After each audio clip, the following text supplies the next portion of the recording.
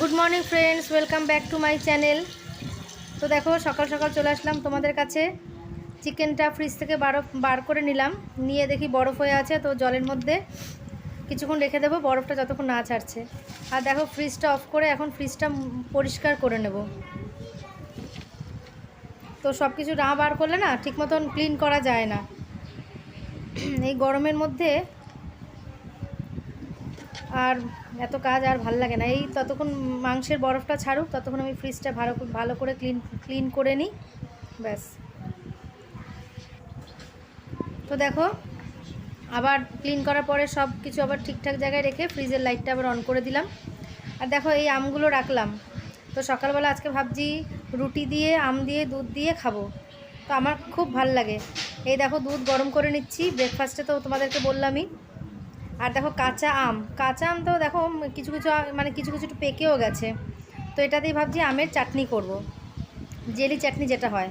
তো দেখো দুধ দিয়ে আম দিয়ে মুড়ি দিয়ে মুড়ি তো না, দুধ রুটি আম দিয়ে ভালো করে মেখে নিয়েছি, এটাই সকালবেলা খাবো। আর পাশে আমি চাটনিটা বসিয়ে দিচ্ছি। পাঁচফোড়ন দিয়ে দিয়েছি, শুকনো লঙ্কাও দেওয়া যায়। তো আজকে আমি শুকনো লঙ্কা দিচ্ছি না, আজকে শুধু পাঁচফোড়ন দিয়ে। আর হ্যাঁ, আমটাকে আমি একটুখানি হালকা করে ভাপিয়ে নিয়েছি, জাস্ট হালকা ভাপিয়ে নিয়ে সেই জলটা ফেলে দিয়েছি। ফেলে দিয়ে পাঁচফোড়ন দিয়ে এই আমটা দিয়ে সামান্য একটু হলুদ, সামান্য একটু নুন দিয়ে নাড়াচাড়া করে চিনি দিয়ে দেবো। আসলে এক হাতে ক্যামেরা নিয়ে তো ঠিক মতন ভিডিও করা যায় না রান্নার। তো যাই হোক, চিনি এর থেকে আরও তোমরা যতটা দেখছো পরিমাণে তার থেকে অনেকটা বেশি লেগেছে চিনি। তো এই চাটনিটা খুব ভাল লাগে খেতে, তোমাদের শান্তনুদাও খুব ভালো খায়।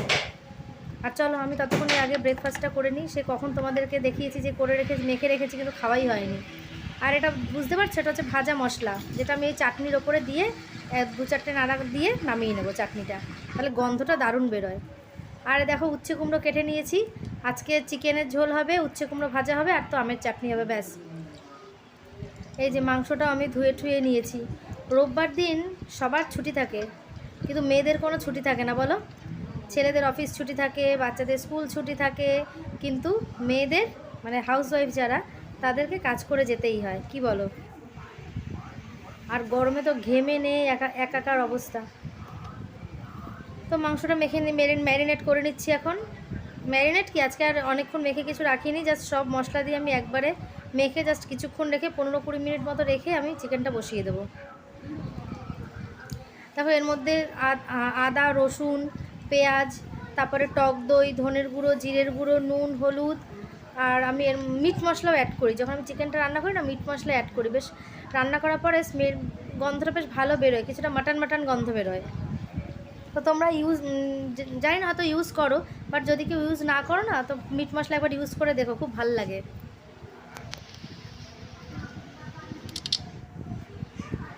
আমি এখন একটুখানি গ্রিন টি খেয়ে নিচ্ছি। তো সকালবেলা লিকার চা খাই, তো গ্রিন টি যেদিন বাড়িতে থাকি তো সেদিন ব্রেকফাস্টের পর একটু গ্রিন টিটা খেয়ে নিই।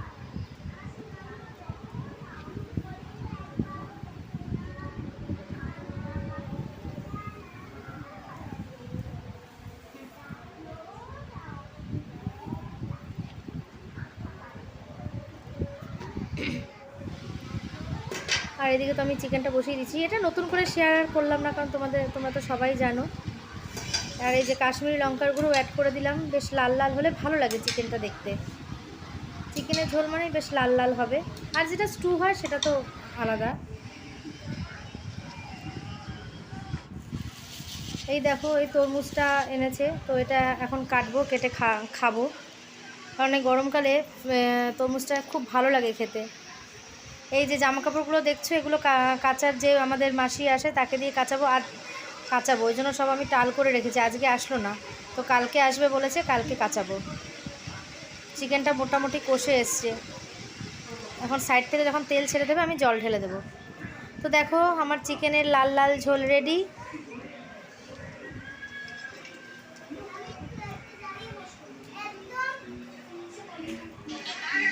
আর দেখো আমি বেড কভার সব চেঞ্জ করে নিয়েছি, এখন মাম্মামকে স্নান করাবো। Good evening friends. তো দেখো এখন চা খাওয়ার পালা, কিন্তু আজকে থেকে ঠিক করেছি আমি দুধ চা খাবো না, সন্ধ্যাবেলা লিকার চা খাবো, কিন্তু কদিন মানতে পারবো আমি জানি না। তো চলো আজকে লিকার চা বানিয়ে নিই। এই দেখো মার জন্য আমার জন্য লিকার চা, তার সাথে একটা টোস্ট বিস্কুট নিয়েছি আর ক্রিম রোল নিয়েছি। তো চলো এইটুখানি ভাবলাম তোমাদের সাথে গল্প করতে করতে শেয়ার করি।